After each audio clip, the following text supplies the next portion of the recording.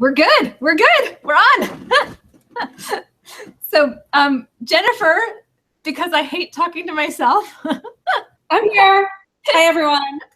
Said she'd interview me on Amazon. That way I could tell you guys how I started a business and have the immediate feedback of questions and stuff like that. And yeah, so thank you, Jennifer. I appreciate you asking me about this and having me realize that, oh, not everybody does this. That's kind of cool. Yeah, I mean, Rachel brought it up and I was absolutely intrigued by it. I knew nothing about this. And I do a lot of affiliate links from Amazon, and I've sold a lot of stuff on Amazon, but I never really knew how the stuff got there. It's just like is there. And the cool thing is this works for people who can't do affiliates on Amazon, but still want to make the bank. Because Amazon is a trusted buyer. Somebody else was telling me this in a group. They're like, well, you know what? I've tried other affiliate links, but Amazon seems to convert the best. And that's because almost everyone has an Amazon Prime account. Everyone knows that they get their products back if something's broken. Their customer service. Amazon makes it so easy. You know, I do a lot of affiliate links and a lot of affiliate marketing. And Amazon for sure is my biggest, my biggest profit maker. I think because one, it's also that big box area, so, you can get anything on Amazon. And that's the first place as a shopper that I go to go buy something because it is trusted. So I think this is really brilliant. And I'm like, Rachel explained it all to me, and it was such amazing information. I was like, my head was spinning. So I'm actually excited to hear more about it again, because I want I just want to like internet waves are going to just sink into my head. I'm going to learn everything that's in that crazy head of hers. I love it. Well, it's really, I like Amazon because I've got it set up. I did the work back last December, and I worked for 3 or 4 weeks on it. And when I say these, it makes me think, well, why didn't I do 4 more weeks again? I don't know, but I did 3 or 4 weeks setting up the process. And then since then, I've made between $800 and I'm actually up to $3,500 a month from the sales of the products. Now, I'm going to tell you guys some of the problems with it and some of the good things. I can't tell you my product. And the reason being is the reason why it's now $800 instead of $3,500 is because when you tell people what you do, they tend to copy your exact product and your exact system, which when they do that, now you're competing with each other and you're taking away from each other's sales. So what was a really great spot to sell in now isn't because 12 people are selling the exact same thing. I am, because they saw what I was doing. So there's some attrition with that. So when you're thinking about this, plan for some attrition, hedge your bets, come up with 5 different options, and then see which one fails or does well or something. So just keep it in mind. So right, and you also want to probably stay in your own niche, because if you're posting stuff and you're trying to sell stuff that don't feel authentic to your audience, it's not going to sell. So what would be right for your audience isn't necessarily going to be right for my audience, although we've got pretty similar audiences. But still, I mean, there's certain things for mine that do amazing, and if somebody else posts it, it doesn't do anything, and vice versa. So I think that don't do yourself a disservice by going and finding something that other people are already doing. Find something unique that hasn't been found yet. Yeah, totally. So one of the things I do to find what products my readers are buying, because that's kind of where you want to start. When you're wanting to sell on Amazon, you want to look at what are your readers buying. That's about $10 to $25, okay?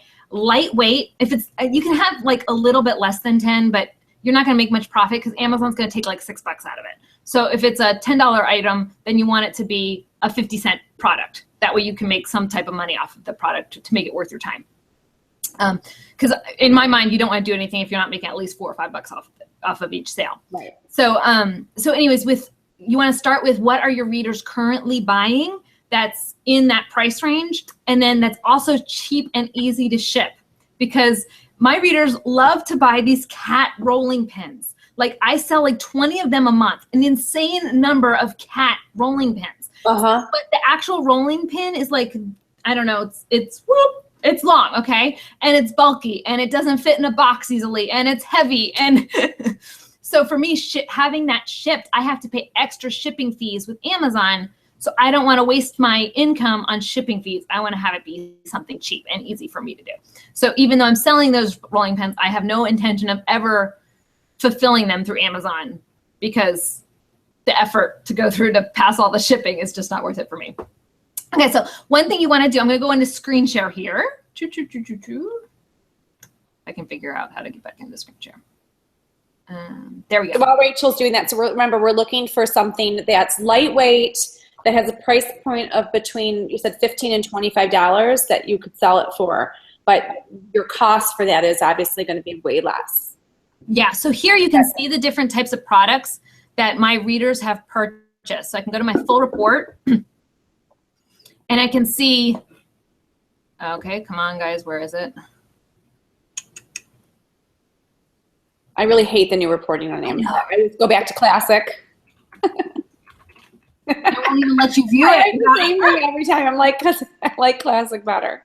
Okay, I still can't find it. What in the world? Come on. Okay, I saw it just like 20 minutes ago. We're unable to provide the data you requested. Of course. Okay, so somewhere in here you can see what people are actually buying. View the full report. Come on.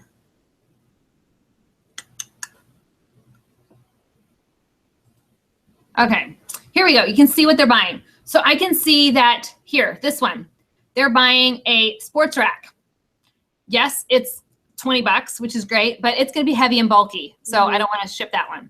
So let's go down here. They bought, here, 2 people bought the grill silicone, a blending fork that's silicone coated. Guess what? This probably relatively lightweight. It's 15 bucks. This would be great for me selling on my blog. So now I want to look at it and say, okay, here's the blending fork. I want to find where I can buy that. And so I can go to, first I want to see if it even sells well. So you can use something called Jungle Scout, which I have a tab thing for, and you can click on that and it will tell you how many people have purchased that in the last. What? I know. And I use that to find affiliate. Is it like a plugin or? It's a plugin, but there's a free one too. This one's a paid plugin, but there's a free one. So this is Jungle Scout. And I can go in and I can see, okay, she only has 42 reviews. That probably means, say, 15 of them are her friends. So she probably only has, say, 25 reviews that are real. I could probably beat her. Like, I can look at that and say, I'm going to be able to sell more of them than she is with this. She sells 136 of them a month. Those numbers are kind of poor, but if your readers, your readers are buying it, then you're already ahead of the game. You can sell at least 4 of those a month if you sold 2 last month and you didn't even push it. So that's one thing. And you can use not just Jungle Scout. There's also a free version called Unicorn Smasher. And, I think I took it off of my site. But you guys can look at Unicorn Smasher is essentially Jungle Scout. It's pretty much the same thing. And Jungle Scout's a little bit more user-friendly. And I learned how to look for products on Jungle Scout first. So I just kept, and I bought it for a year. So I just keep using it. But Unicorn Smasher is completely free. So if you want to see what products are doing well, play around in Unicorn Smasher. Crazy. And then you can go over here. So you got into here. You can see other things that they've purchased. Here they've purchased an Add-A-Hook. And I have debated selling this one because it's just a hook you put on the top of your garage thing. And if you notice, I sold like 4 or 5 of them this past month. And there's actually 5 different versions on here, and I usually sell about 10 to 15 a month of those. So I could easily go to Amazon, AliExpress or Alibaba and find those. So I want to make sure that it's selling, so I go to Jungle Scout. Is this really selling? Oh, this is even better. It has 472 people buying it every month. Oh, and here's another version, and 145. So combined, say 600 people a month are buying it. So if I could sell 60 of them a month, I bet I could do 60 a month because I can break into that. It's low enough I can break into it. Do you worry about the low price point with that one? Oh, yeah, I probably wouldn't because of the price point. So, yeah, you're right. I would not have picked it because of the price point. I want something that's a minimum of like $9.99 because otherwise I'm giving $6 to Amazon. And I'm probably getting ahead of myself, but can you explain to me, so if it's something that's Amazon Prime, that means the seller is paying for the shipping, is that right? Yes, we are paying for the shipping for you. And can you choose as a seller to be part of Amazon Prime or to go and just charge shipping back to people? You can choose to ship it yourself. And I actually have 3 products that for some reason Amazon is not letting me sell on Amazon. So one of them is chalkboard markers. And that's a product that I am selling. And I'm not typically telling you the ones that I'm selling. I'm just telling you the ones that aren't doing very well because that way, like, if you guys want to sell chocolate markers, you're not competing with me. I have a box of them. I'll give them to you. You can sell them. But Amazon, there's like toxology reports and stuff like that. So for them to ship them, they have to have the toxology and testing done on these markers for them to ship them. So I can ship them without the toxology reports done on the markers. Doesn't make sense to me, but whatever. So because of that, I'm shipping them and not Amazon. And so I'm not selling very many because Amazon puts preference to people who are Prime. Gotcha. So when you do the search, like if I go in here and I search garage hook, it's going to pull up the ones that are Prime first. Okay. Or the add-on. Are they a fair price on shipping then, or do they like kill you on the shipping? You actually pay less for shipping through Amazon than if you shipped it yourself. Okay. Because they have negotiated rates with the United States Postal Service, so they actually, like, a box that I would ship to you at your house would cost me like $8 or $9. For me to ship it through Amazon would be like $3.50, $4.50. And I know as a consumer, I go and I have Amazon Prime, so I'm always looking for something from Prime. Mm-hmm. And the 2-day shipping. So and who wants? Do you really want to spend your life going back and forth from the post office? I don't. So I would much rather have it all on Amazon and have them fulfill it, and me just walk away and say. Like what I do right now is I send them a big box of 100 products whenever they tell me my stock is low.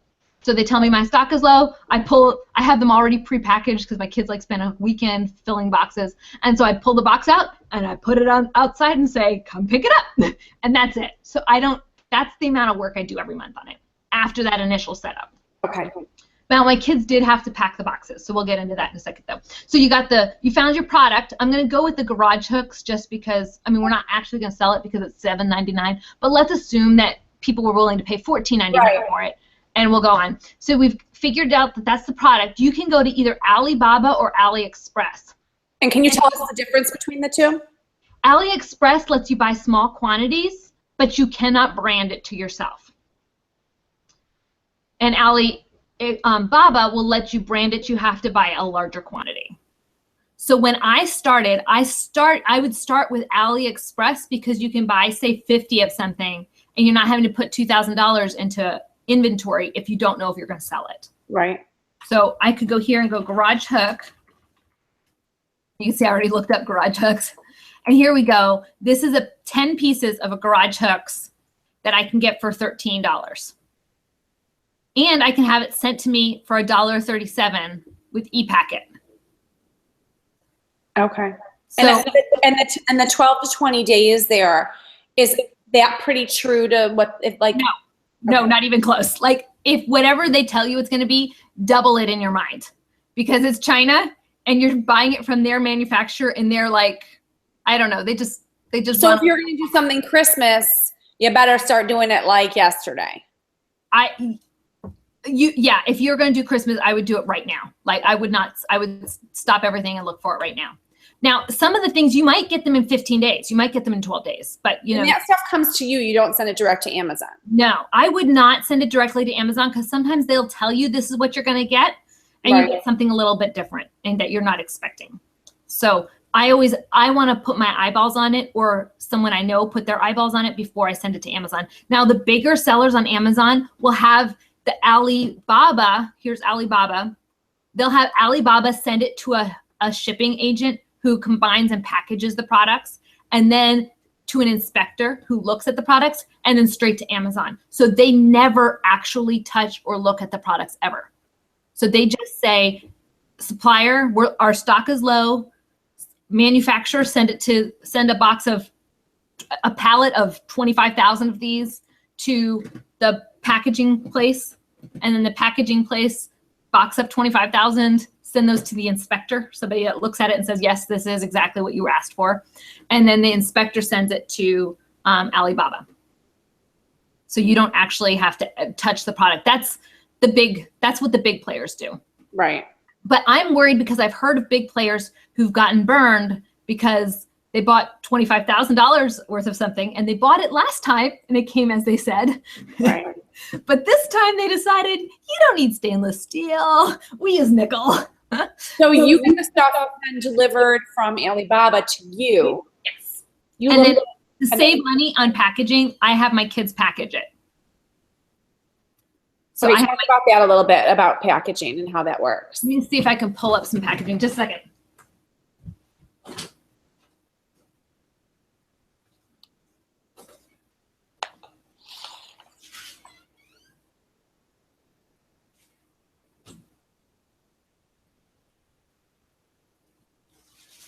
I'm coming right back.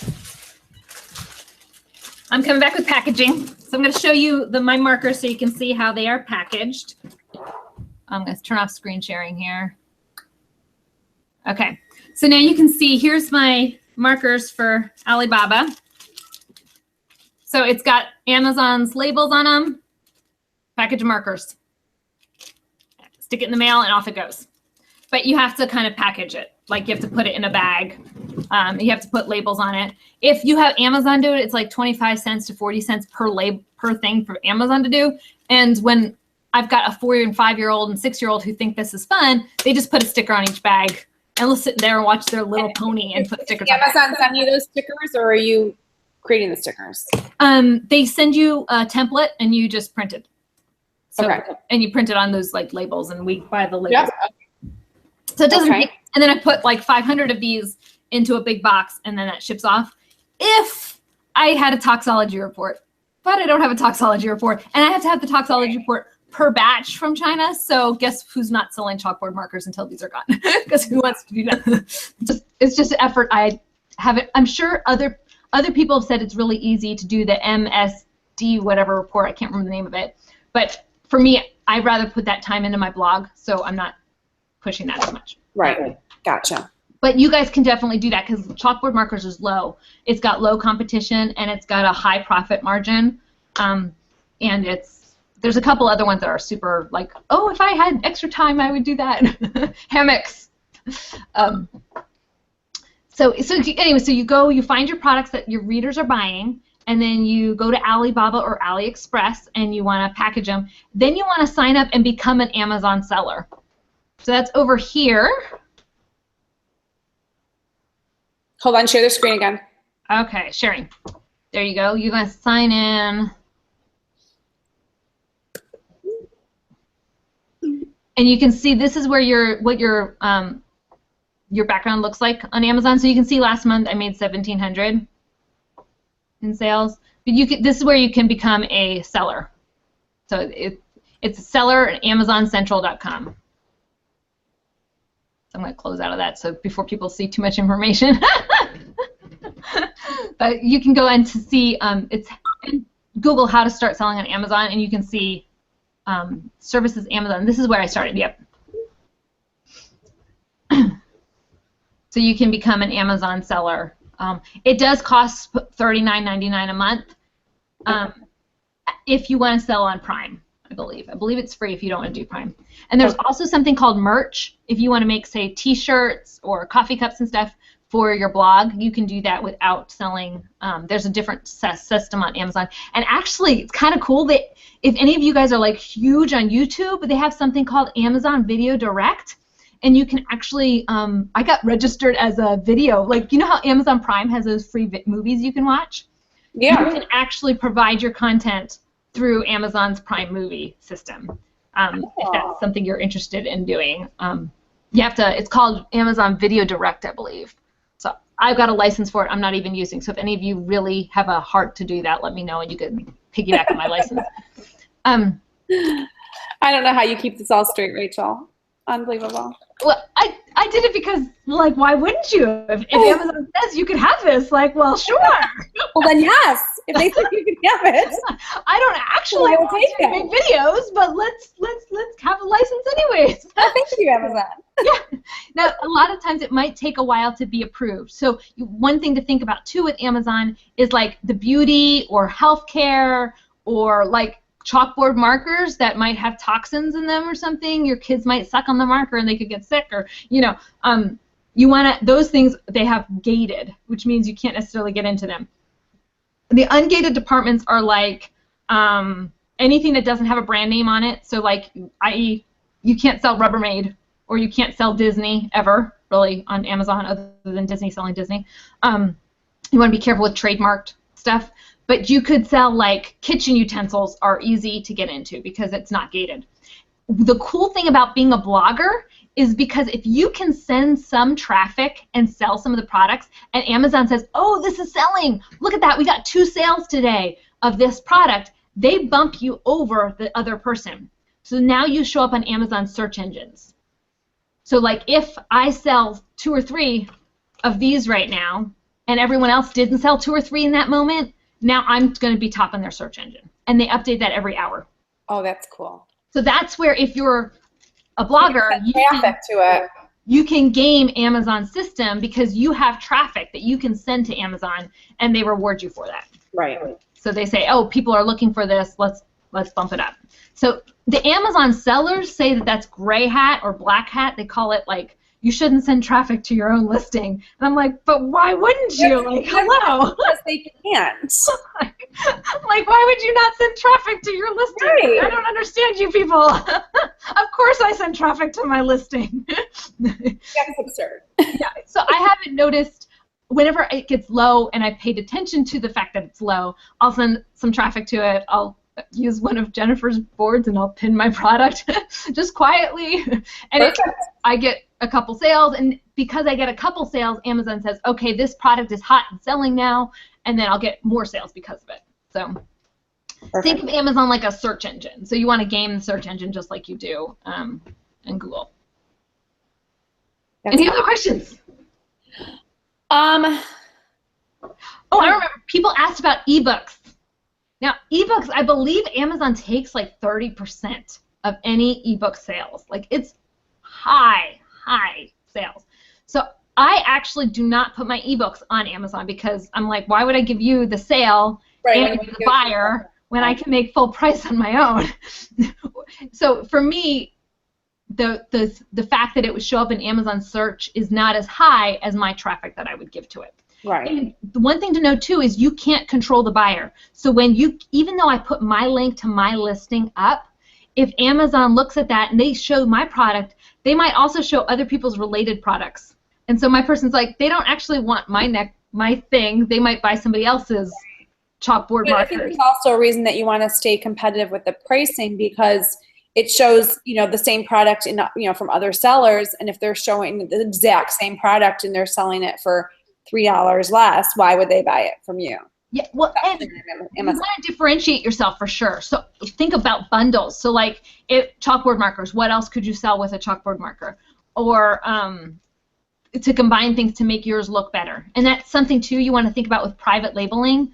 Oh, I didn't even tell you guys about the different types of Amazon selling. I forgot about that. There's different types of Amazon selling. You can sell like physical products.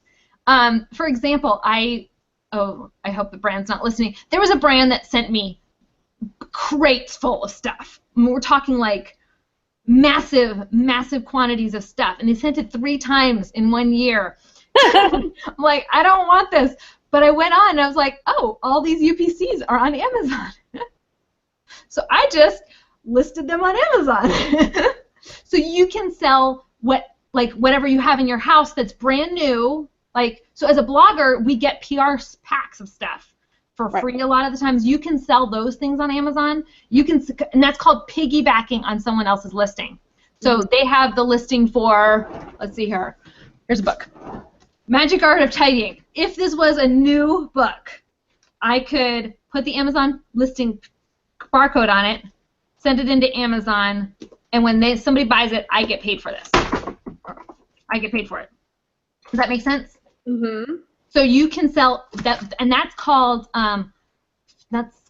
retail arbitrage. So let's say you go to Walmart Black Friday, and they have a lot of toy tubes on sale. Toy tubes are lightweight. They sell with high dollar.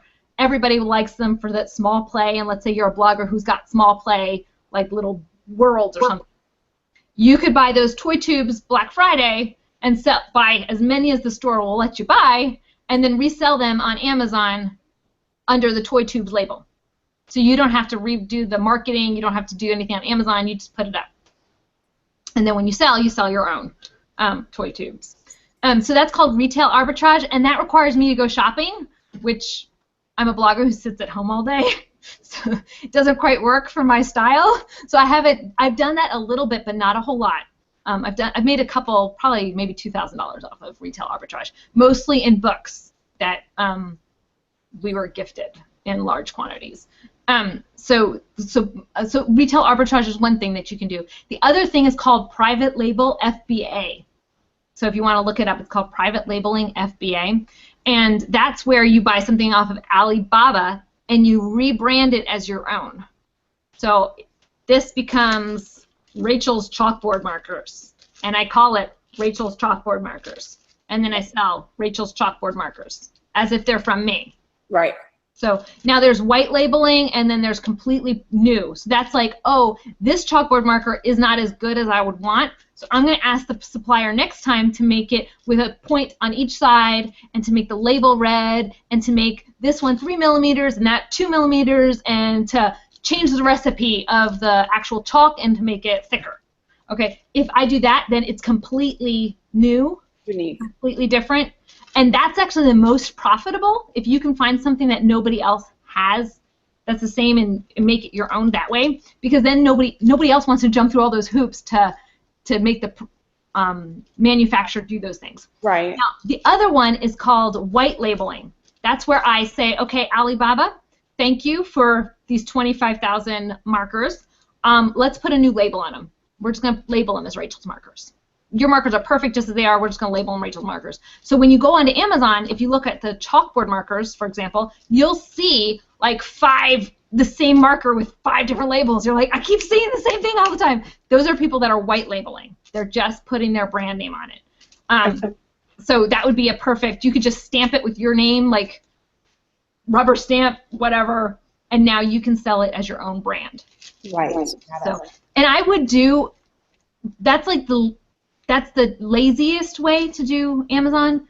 Retail arbitrage means you have to be aware of sales. Now, if you're a coupon blogger and you know of those sales already, like that's something you're entrenched in, then do retail arbitrage.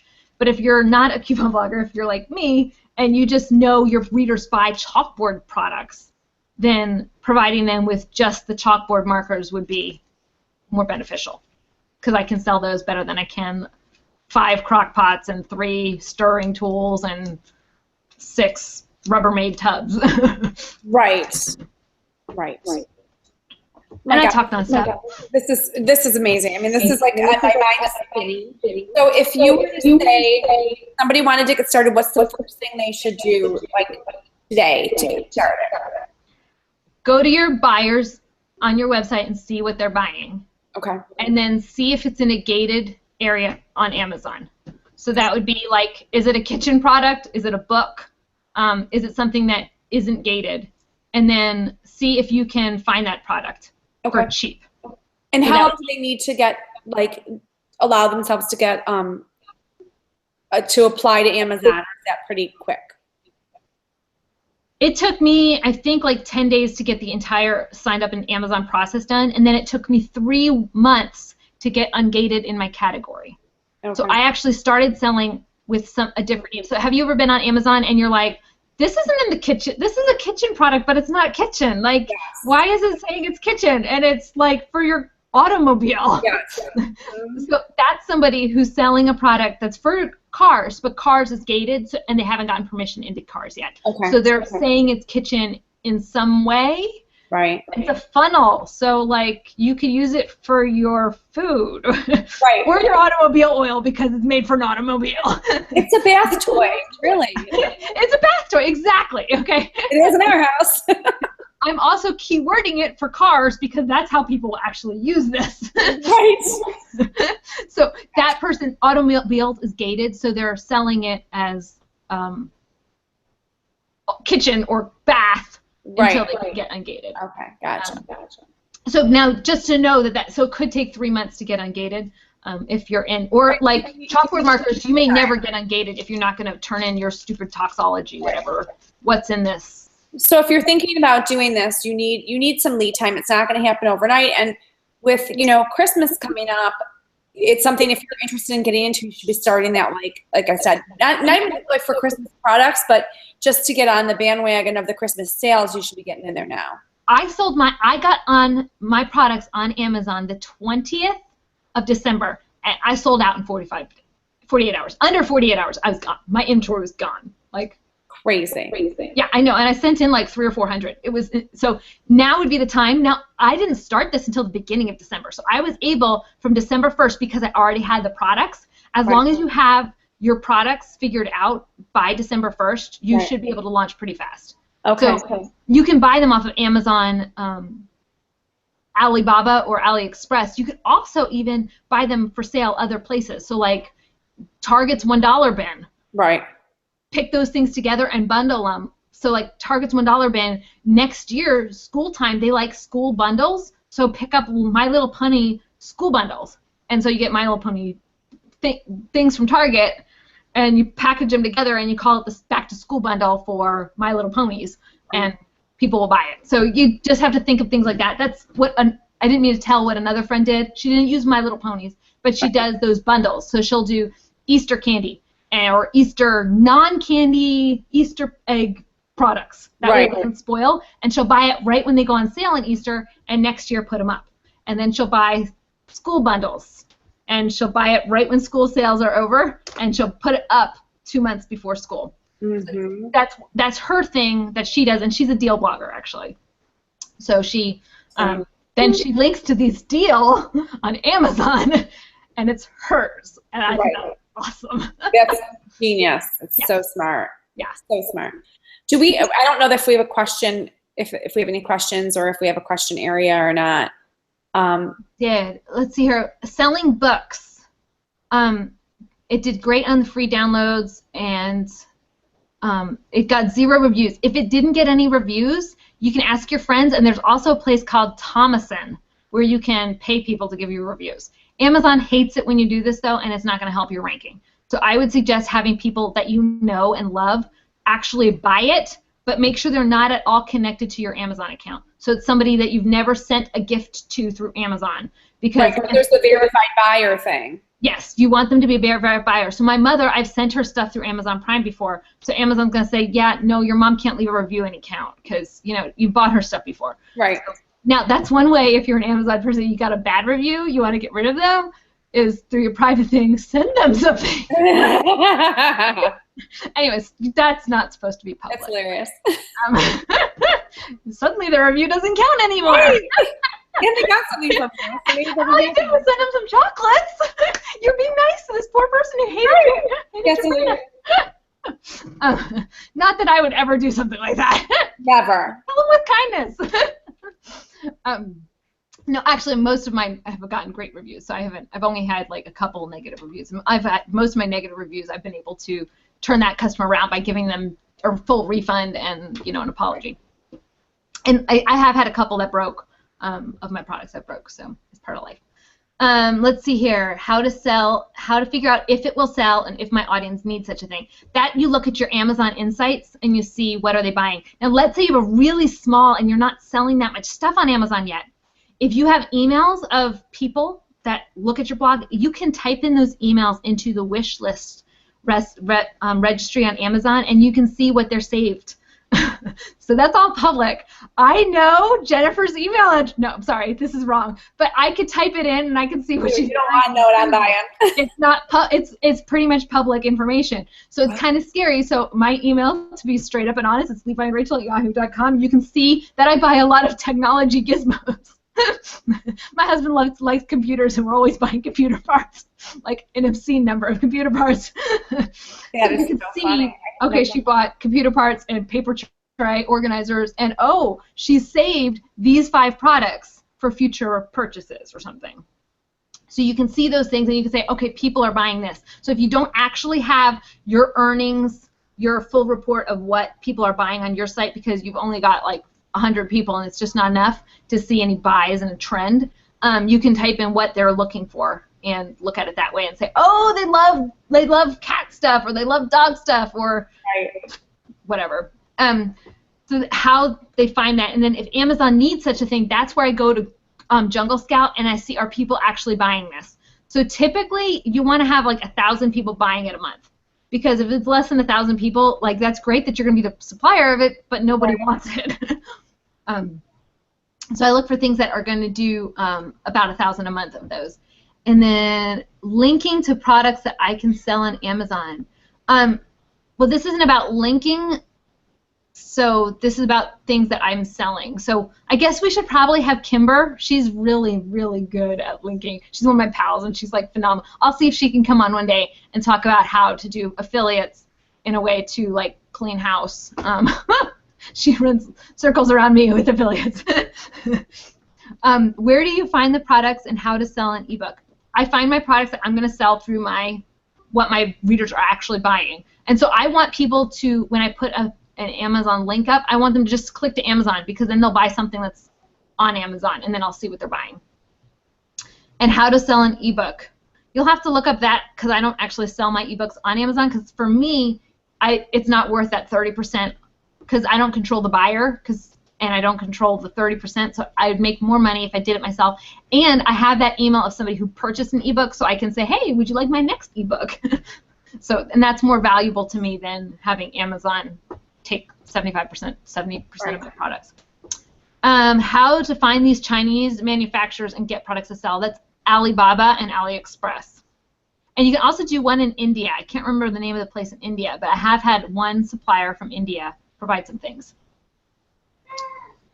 That was it. Those are all the questions. Did I miss anything? I don't think so. I mean, because you and I had talked about this earlier, and a couple days ago, and I got a bunch of new notes now that I'm adding to it. So you're very thorough, super helpful, and this is great. I mean, I had no idea. I'll probably do like a whole. Mine is blown.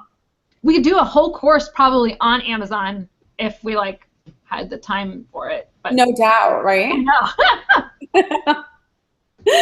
Well, thank you so much, Rachel. This was great, and I appreciate you sharing your knowledge like so openly. And this was, to me, like I said, this is a whole new revenue stream that I had no idea existed. So I'm super appreciative. And because we can send traffic to it, and then if some of those people buy, now Amazon puts it up in their search engines. We actually, as bloggers, are in a really good spot to like take over Amazon. Right? I know. How awesome is that? They don't know what's going to hit them. I want to take it over. Well, thank you so much, and thanks for everyone. If you have any more questions, you can always leave them, in I guess, where? The group. The group. Yeah, leave it in the group. Yeah. All right. Thank you. Bye, guys. Bye.